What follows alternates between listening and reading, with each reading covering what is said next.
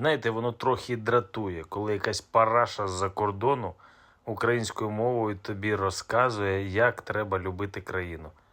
Да треба щось робити для своєї країни, щоб її любити, а не з'їбатися за кордон і звідти розказувати, як офігенно ти любиш країну і який ти патріот.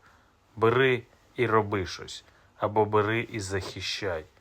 Будь корисним для своєї держави і будь кимось в цій державі.